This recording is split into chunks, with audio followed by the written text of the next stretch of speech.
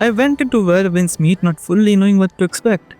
I'd seen the trailers, the flashy combat, the scale, but I did not realize just how much this game was trying to be. This game seems to have a little bit of everything. And right from the start, I was greeted with a genuinely beautiful scene.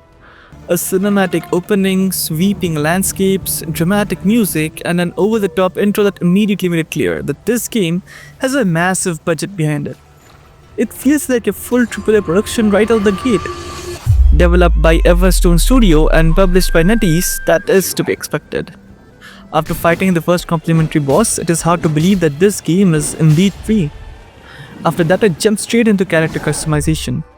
And honestly, this is where the game surprised me the most. The customization here goes deep. You can choose between very different visual styles. Elegant, anime-inspired, K-drama style characters or more realistic faces. You can tweak almost everything with sliders and it is very easy to spend a lot of time here.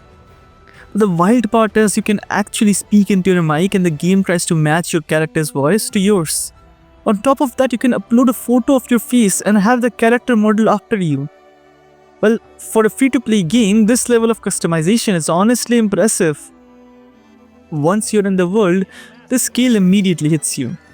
This is a massive open world inspired by Wuxia fantasy. Mountains, forests, bamboo groves, dense towns filled with NPCs, and it all looks great when the lighting hits right. It is one of the worlds where you constantly feel like there is something happening just off in the distance. Combat is a big focus here and overall it feels solid. There is a lot of weapon variety, each with different movesets and abilities. You're encouraged to experiment instead of locking yourself into one play side. Parrying, abilities and positioning all matter, even if the timing can feel little inconsistent at times. Boss fights are where the combat really shines. Bosses were fun, cinematic and satisfying to fight, but they were also fairly simple once you understood the patterns. They look intense, they move fast and they have multiple phases, but they never really feel brutally punishing. It is more about learning the flow than hitting a brick wall. One thing I really appreciated is how flexible the game is. If you're playing solo, you can adjust difficulty, enable assists like auto parry and tailor the experience to how hardcore or relaxed you want it to be. It makes the game much more accessible without completely removing the challenge. Now, where Winds Meet really gets weird in a good way is with its NPCs. The NPCs are powered by AI bots, which means you can interact with them in ways that feel far less scripted than most RPGs. At one point, I was tasked with convincing an NPC to get rid of his drinking habit for weekly rewards.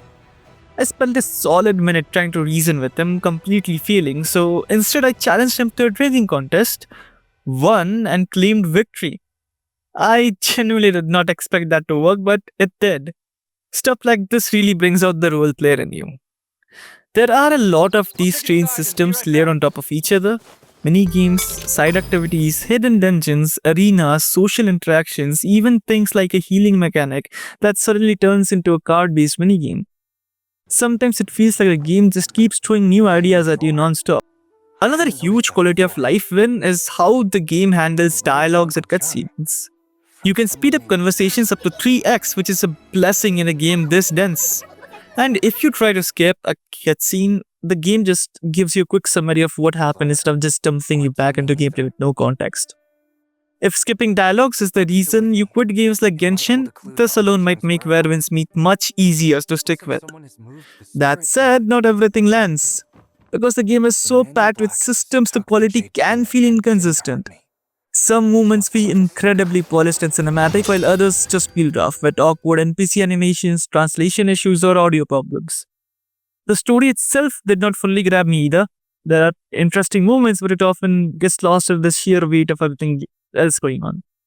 It can also feel overwhelming. Menus on menus, icons everywhere, system stacks on systems. Some people will love this, others will bounce apart. For me, Where Winds Meet feels like a massive sandbox funded by a huge budget. It does not always have an emotional core, but the amount of content here is undeniable. Developers say there is almost 150 hours of content at launch.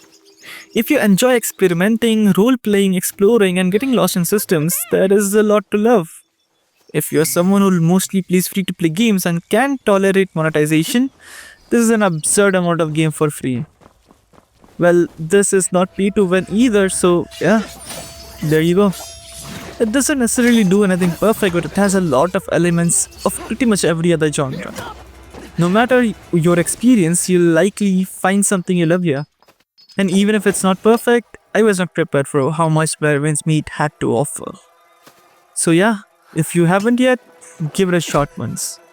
For more amazing games, check out Captain Side.